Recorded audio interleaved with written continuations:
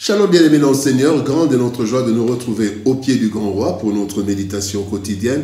Nous sommes le samedi 24 mai 2025, c'est notre dernière méditation de cette semaine et nous vous saluons au nom de notre Seigneur et Sauveur Jésus-Christ. Pour notre méditation de ce jour, nous allons lire un texte dans l'Évangile selon Luc. Luc chapitre 3 verset 11 dans deux versions. Lui second nous dit, il leur répondit. Que celui qui a deux tuniques partage avec celui qui en a point, et que celui qui a de quoi manger agisse de même. Parole de vie 2017 nous dit, il leur répondit, celui qui a deux vêtements doit en donner un à celui qui n'en a pas. Celui qui a de la nourriture doit en donner à celui qui n'en a pas. Sachons partager. Sachons partager, tel est le thème de notre méditation de ce samedi 24 mai 2025. Bien-aimés dans le Seigneur, le monde dans lequel nous vivons est très complexe. Nous vivons dans des classes sociales qui se sont créées spontanément ou de façon préméditée et concertée. Et même dans les différentes classes sociales, il y a encore des différences. L'égoïsme et la méchanceté en sont les causes principales, sans oublier la paresse et l'inconscience de certains. Dans le texte du jour, Jean-Baptiste, questionné sur la bonne façon de vivre pour plaire à Dieu, aborde la question du partage ou de la solidarité. Élément très important dans la vie du chrétien car jusqu'à la fin du monde, il y aura des inégalités sociales. C'est cette approche de partage que la première Église avait adoptée quand vous lisez Actes des Apôtres chapitre 4. Mais qu'en est-il de nos jours ? Dieu attend de nous que nous partagions avec les autres ce que nous avons. Voici quelques leçons tirées de notre texte du jour. Première leçon, un cœur sensible. Tout part d'un cœur sensible. Philippiens chapitre 2 verset 4 nous dit que chacun de vous, au lieu de considérer ses propres intérêts, considère aussi ceux des autres. Les inégalités sociales, bien-aimés, existeront jusqu'à la fin des temps. Puisque le cœur de l'homme est tortueux et méchant, selon Jérémie chapitre 17, verset 9. D'ailleurs, Christ a déclaré, « Des pauvres, vous en aurez toujours autour de vous, tandis que moi, vous ne m'aurez pas toujours avec vous. » Vous en aurez toujours. Jean chapitre 12, verset 8. La méchanceté humaine ne devrait pas effacer la sensibilité humaine, particulièrement celle des chrétiens, conformément à ces paroles. Matthieu 22, verset 39, nous dit « Et voici le second qui lui est semblable, tu aimeras ton prochain comme toi-même. » Et la Bible nous dit dans 1 Jean chapitre 3, verset 18, « Petits enfants, n'aimons pas en parole et avec la langue, mais en action et avec vérité. » Bien-aimés, la sensibilité et la capacité de se mettre à la place de l'autre.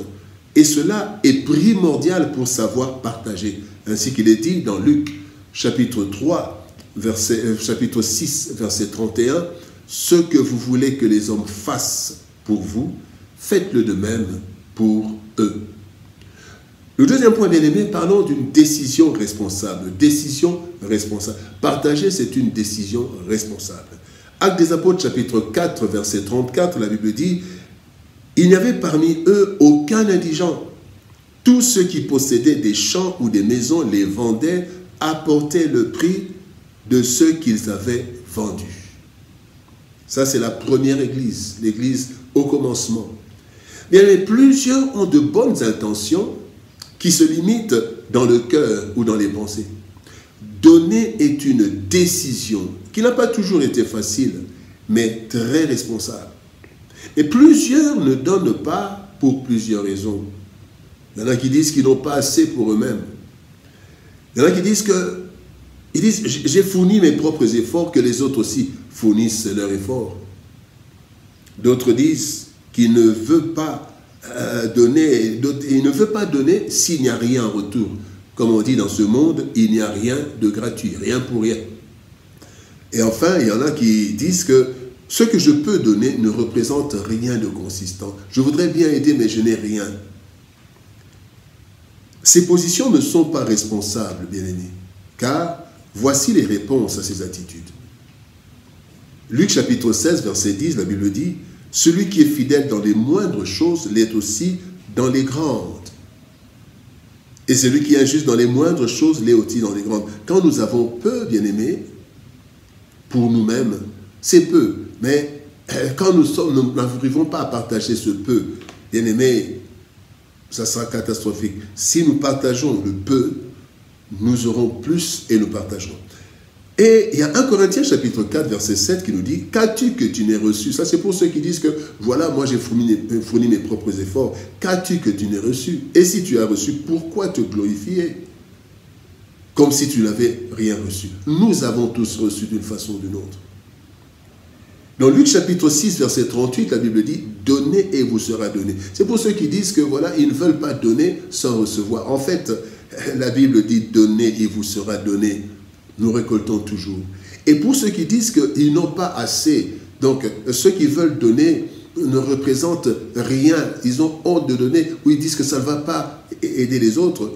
2 Corinthiens, chapitre 8, verset 12 nous dit « La bonne volonté, quand elle existe, est agréable en raison de ce qu'elle peut avoir à sa disposition. » J'ai peu, oui, je donne le peu. Ça va quand même aider. Bien-aimé, partager est une responsabilité, une décision responsable. Le troisième point, parlons d'un cœur heureux. Un cœur heureux.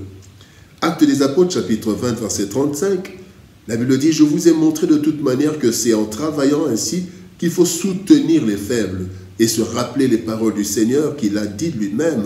Il y a plus de bonheur à donner qu'à recevoir. » Bien-aimé, humainement parlant, il y a plus de bonheur à recevoir, n'est-ce pas? Car lorsque nous recevons, nous avons un plus et nous réalisons que quelqu'un a pensé à nous. Cela fait de la joie, n'est-ce pas? Pourtant, ce que nous voyons, ce n'est pas tout ce qu'il y a. Voici comment donner nous procure du bonheur. D'abord, c'est un bonheur d'être utilisé par Dieu pour bénir une personne. Dieu nous bénira. Dans 2 Corinthiens chapitre 9, verset 8, la Bible dit « Dieu est capable de nous combler de toutes sortes de grâces afin que, possédant toujours pour nos besoins, nous en ayons encore pour de bonnes œuvres. » Quand nous donnons, le Seigneur va mettre à notre disposition de quoi donner aux autres. Et aussi, bien aimé, la deuxième chose, c'est qu'il y a plus de bonheur à donner parce qu'on moissonne toujours plus que ce qu'on a semé. On moissonne toujours plus que ce qu'on a semé. Cette garantie nous rend heureux. Galates 6, 7 dit « Ce que l'homme aura semé, il le moissonnera. » Et ce qu'on sème, ce qu'on moissonne est toujours supérieur à ce qu'on sème. Et enfin, bien-aimé, la joie que nous procurons fera monter une prière en notre faveur. Celui à qui nous donnons, bien-aimé, il fera monter une prière. Acte 9, nous voyons la prière de quand Dorcas est morte. Ceux qui ont bénéficié des biens de Dorcas sont allés appeler Pierre et ont prié afin que Dorcas soit ressuscité. Bien-aimé, lorsque Dieu nous donne quoi que ce soit, nous devons être disposés à le partager avec les autres, quelle qu'en soit la quantité. En effet, ce que nous recevons de Dieu de différentes façons, tout le monde ne le reçoit pas nécessairement, bien que tout le monde en ait peut-être besoin. C'est ainsi que notre cœur doit être disposé à donner, à partager cela, bien-aimé, avec ceux qui n'en ont pas. Et cela doit, bien-aimé, se transformer en décision. Pas seulement une pensée pieuse, mais une décision. C'est alors que nous serons bénis en retour par celui qui nous a aimés au point de donner sa vie pour nous. Bien-aimé, sachons partager. C'est responsable. Et cela nous profitera tôt ou tard, car nous pouvons aussi manquer un jour. Il y aura des personnes qui vont aussi partager avec nous. Prions. Père de gloire, nous te bénissons et te rendons grâce pour ton amour et ta bonté. Seigneur, merci de nous donner un cœur disposé. Merci de nous donner la force de prendre des décisions responsables et de pouvoir partager, même le peu que nous pouvons avoir. Et toi, Seigneur, oh Dieu, tu pourvoiras nos besoins afin que nous ayons toujours de quoi partager avec les autres. Seigneur, merci. Merci de nous donner ce cœur disposé et de nous pousser à prendre des décisions responsables. Et ainsi, nous serons heureux parce qu'il y a plus de bonheur à donner qu'à recevoir. Bénis ta parole et bénis ton peuple. Au nom de Jésus-Christ, nous avons ainsi prié, Père. Amen. Bien-aimé dans le Seigneur, que Dieu nous bénisse. Shalom, au revoir, et par la grâce de Dieu, nous nous retrouvons lundi pour une nouvelle semaine de méditation. Shalom, au revoir, bon week-end, et par la grâce de Dieu, à lundi.